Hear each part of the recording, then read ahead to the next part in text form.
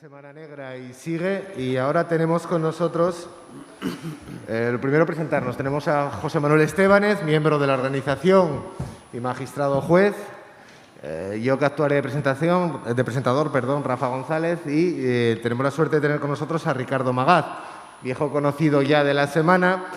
Ricardo Magaz, desde hace tiempo escribe, se maneja en diferentes registros, desde la novela, el ensayo, la columna, es colaborador en diferentes medios, es profesor de Fenomenología Criminal en la UNED y en la institución policial. Actualmente preside la Sociedad Científica Española de Criminología y colabora como analista de crónica en diferentes medios, de crónica negra y relativo a cuestiones de seguridad. Y en el área de estudios estratégicos es miembro del Grupo de Trabajo de Observatorio de Tráficos Ilícitos y Redes Criminales del Real Instituto Elcano. Eso, entre otras muchas cosas, ¿eh? También es miembro del Cuerpo Nacional de Policía y hoy está con nosotros para presentar España Negra, Crimen sin Fronteras y Narcotráfico. Después de la última obra, que era una obra de narrativa, nos vamos otra vez al ensayo, a la divulgación. ¿Qué buscabas para abrir el fuego? Vamos con la primera pregunta. ¿Qué buscabas a la hora de qué quieres contar en este libro? ¿Qué era lo que estabas tratando de llevar al público? Bien, buenas tardes. En primer lugar, como es natural, agradecer a la Semana Negra el hecho de poder estar de nuevo aquí y presentar mi último libro. Como bien sabéis, bien sabe Rafael y Estébanez, a los que le agradezco su presencia, pues, en fin, vengo presentando habitualmente los libros en la semana. Bueno, España Negra, Crimen sin Fronteras y Narcotráfico es, en primer lugar, decir que es un ensayo literario, ¿verdad? Me he pasado de la narrativa al ensayo, mis últimos libros ya son ensayo y tratado. Supongo que volveré a algún momento determinado a la narrativa. ¿De qué hablo en España Negra? Bueno, hablo fundamentalmente de mafias, de cárteles, de bandas, de redes, de clanes, de narcomafias, pero desde un punto de vista, desde el hecho del narcotráfico. El narcotráfico, el tráfico de drogas, es la piedra angular del crimen organizado. Bueno, este libro realmente forma parte de una tetralogía de otros 3 libros, 4 con este, que comencé con Crónicas de Nueve Parabellum, que lo presenté aquí hace 3 años, Criminalidad y Globalización, un volumen que me publicó mi universidad, la UNED, y de otro libro, Ora la espada, ora la pluma, que fue libro del año en su género por la Asociación de la Prensa en, si no me equivoco, 2016, efectivamente. Bueno, a la hora de ponerle título, lo difícil es escribir el libro, a continuación que te lo publiquen, pero la portada es importante y el título también. Yo le doy bastante importancia a los títulos, ¿no? Y me decidí por Crimen sin Fronteras porque tiene fuerza, no cabe duda. Pero si buscan en el Código Penal o en la Ley de Enjuiciamiento Criminal o en cualquier otro libro jurídico, no encontrarán el concepto de crimen sin fronteras porque no existe. El crimen sin fronteras es sinónimo del crimen organizado transnacional o de lo que en España siempre hemos llamado delincuencia internacional. Pero bueno, como rótulo, la verdad es que sí me sirvió. Bien, para empezar a hablar de crimen sin fronteras o de delincuencia internacional, para hacerlo no hay más remedio que entrar directamente en el concepto de península ibérica.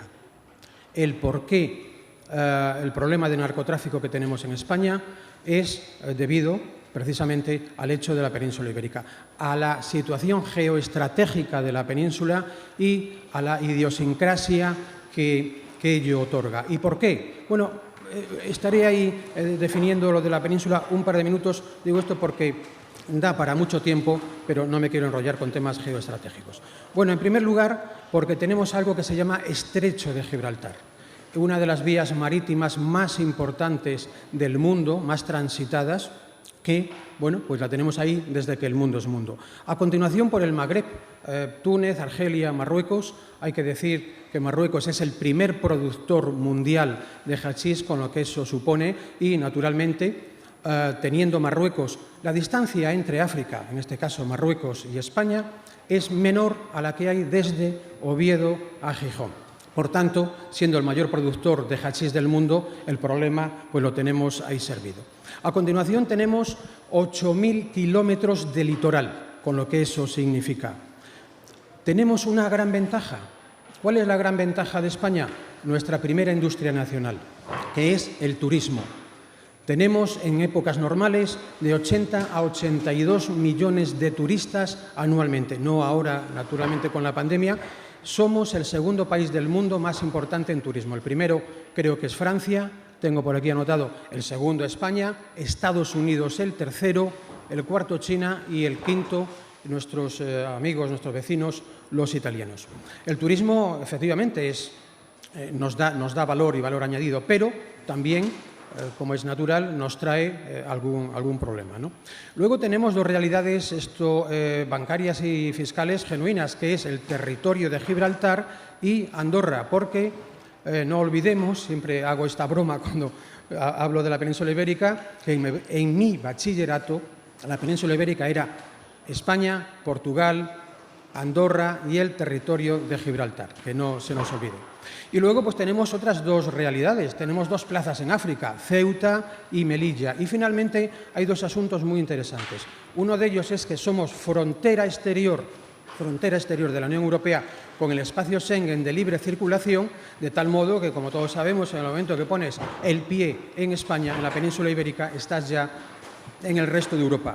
Y algo también innegable, una relación de la que carece el resto de la Unión Europea, pero que sí tenemos nosotros. Me refiero a nuestra relación de hermandad idiomática con Latinoamérica, ¿verdad? Nuestros hermanos de Latinoamérica, pero que en el campo del narcotráfico, especialmente de cocaína, pues, en fin, nos da algún problemilla.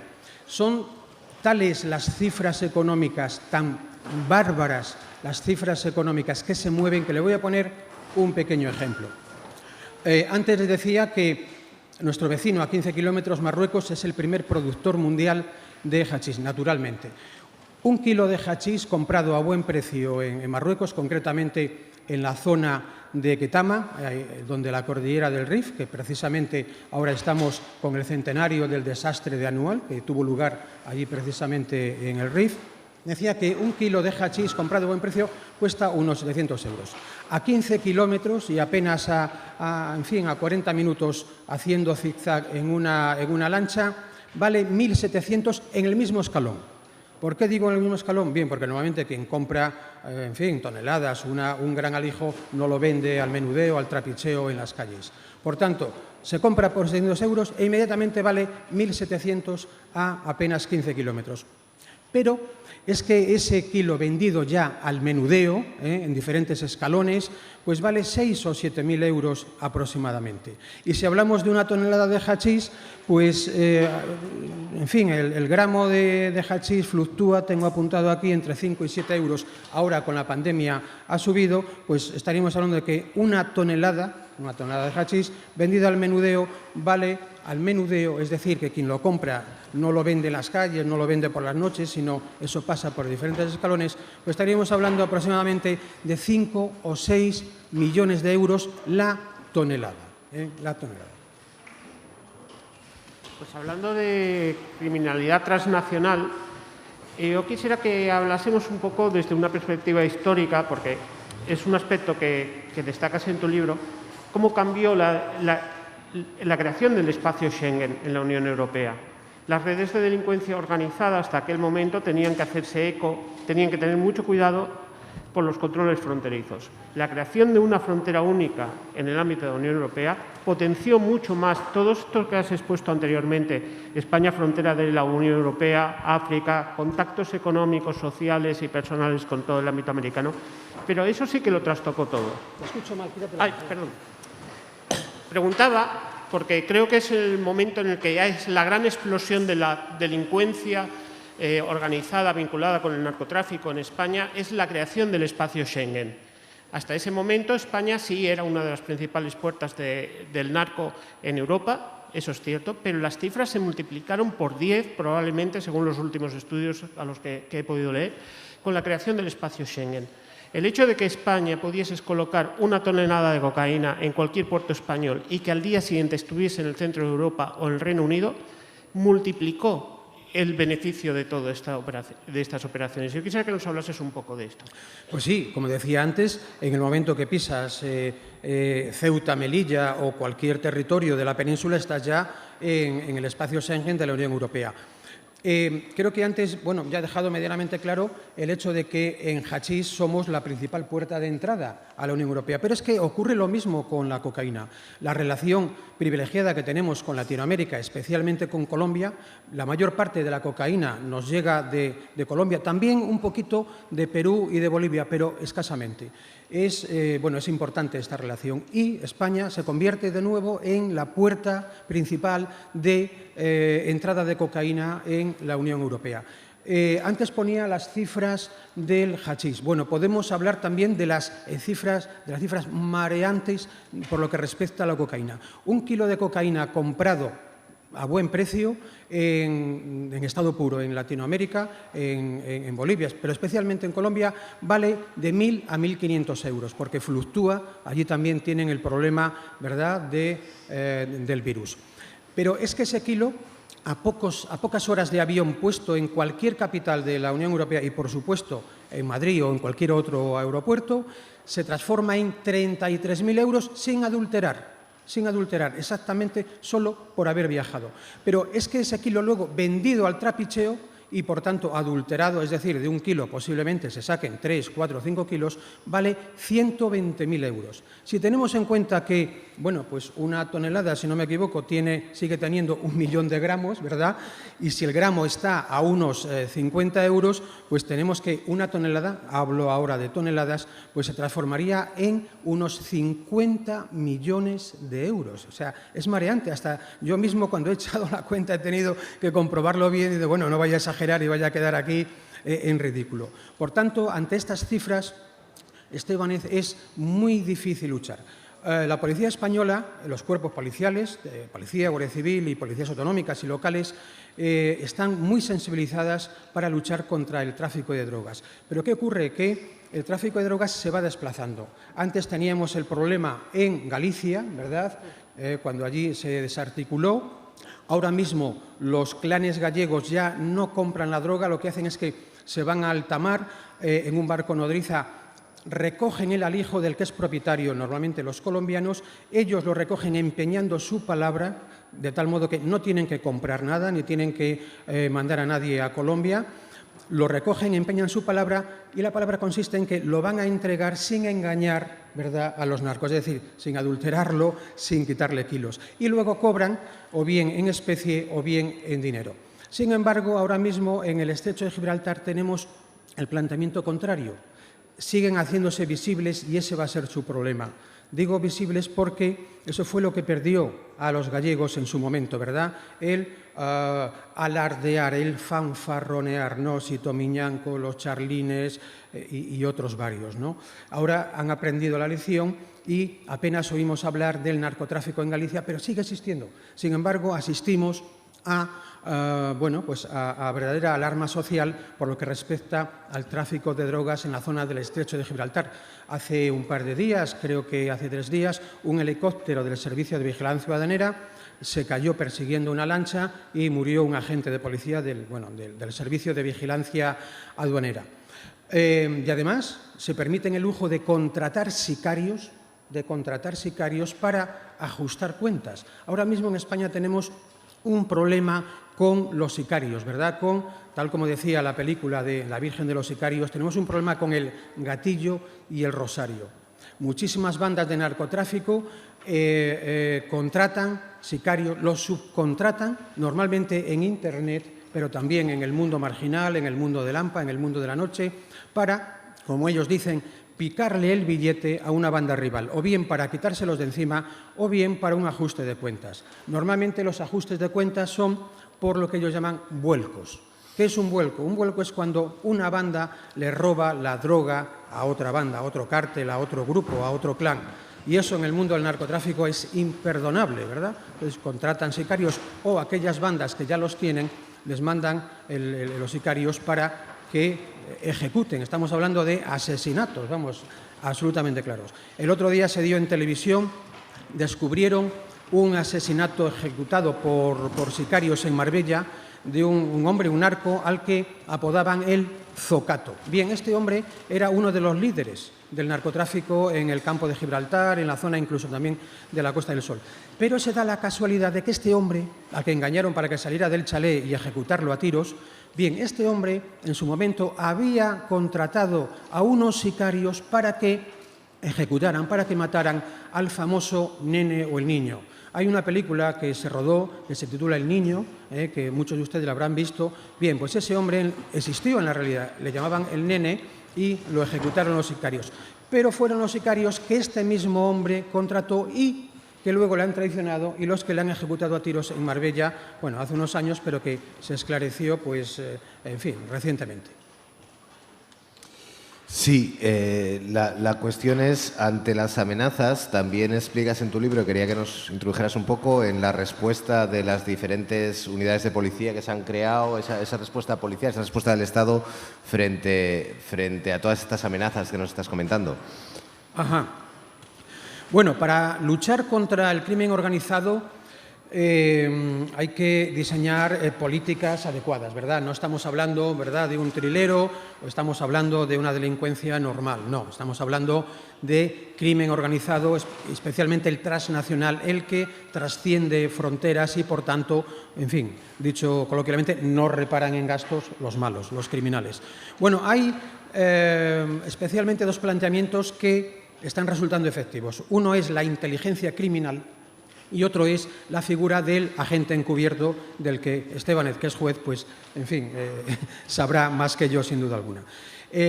Hasta hace poco, el crimen organizado, a efectos policiales, iba por un lado y el terrorismo por otro.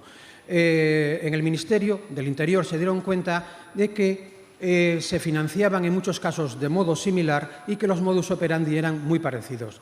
De tal modo que unificaron el CICO, Centro de Inteligencia contra el Crimen Organizado, y el CNA, que era un organismo que luchaba contra el terrorismo, y se creó el CICO-CONTE, es Centro de Inteligencia contra el Terrorismo y el Crimen Organizado. Está dando muy buenos resultados y, bueno, ahora que hace ya un tiempecillo se logró acabar con ETA, debido a la eficacia policial y el Estado de Derecho, pues el CICO se dedica al crimen organizado y al terrorismo yihadista. Y la otra figura que nos está dando un excelente resultado es el agente encubierto. El agente encubierto se creó cuando se reformó la Ley de Enjuiciamiento Criminal, la 599, ¿verdad? Y, bueno, ¿qué podemos decir de esta figura? No es el 007 con licencia para todo. No, no, no, no. A ver, el agente encubierto tiene que ser un funcionario, un miembro de Policía Judicial que voluntariamente acepte ejercer de agente encubierto. El Ministerio del Interior le otorga una identidad supuesta por periodos de 6 meses, que pueden ser renovados. Es decir, no existe la figura del agente encubierto a perpetuidad. No. Digo esto porque, bueno, todos conocemos el caso del comisario Villarejo, que fue agente encubierto por periodos de tiempo, pero, bueno, uno de los problemas que creo que ha tenido es que no había renovaciones por casos concretos. Por tanto, un agente encubierto se le asigna, con autorización judicial, por supuesto, a un caso determinado.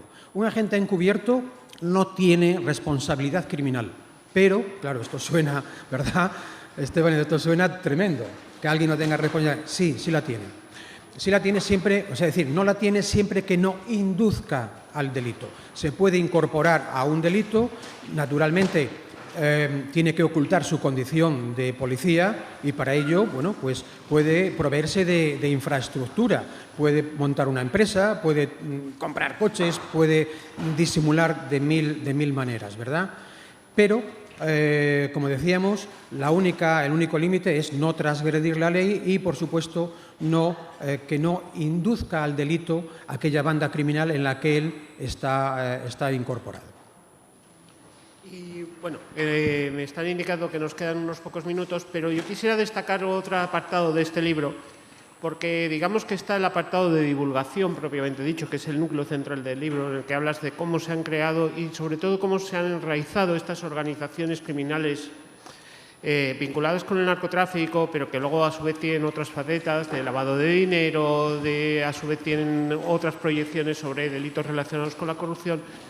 Y digamos que ese es el núcleo central del libro. Pero el libro luego se complementan con una serie de perfiles criminales que me parecen muy interesantes, que luego yo creo que las hemos leído en tus publicaciones, en algunos medios de comunicación. Y como no tenemos mucho tiempo, te voy a pedir una pequeña frivolité. De todos estos criminales, ¿quién consideras el verdadero genio criminal? ¿Quién consideras el malo de malos, el jefe de jefes? Bueno, a ver, Estébanez a veces manda WhatsApps sobre genios del crimen y yo creo que todos los leemos, ¿verdad?, con verdadero deleite, porque los hay verdaderamente malos y geniales y los hay, valga la expresión, muy pedáneos, muy cutres, ¿no? Bueno, por ejemplo, hombre, genios, entre comillas, ¿verdad?, del crimen habría que ir por partes y habría que ir por materias, pero si me centro en los del narcotráfico, y dentro del narcotráfico, bueno, está obviamente Pablo Escobar y el Chapo Guzmán, ¿no? Eso es a nivel internacional. La última vez que estuve en Nueva York, y la única, pasé en Manhattan, por una de las avenidas más importantes. Allí está la cárcel de seguridad más importante, que es un edificio, imagínense, en la Gran Vía de Madrid, o en la calle Corrida aquí, o en cualquier otro centro, un edificio de 8 o 10 plantas y que sea el presidio de mayor seguridad del país. Bueno, ahí está el Chapo Guzmán ahora, porque lo extraditaron después de haberse fugado 2 veces de cárceles de México, la última corrompiendo a prácticamente todos los funcionarios de prisiones y haciendo un túnel de casi 3 o 4 kilómetros para salir al otro lado.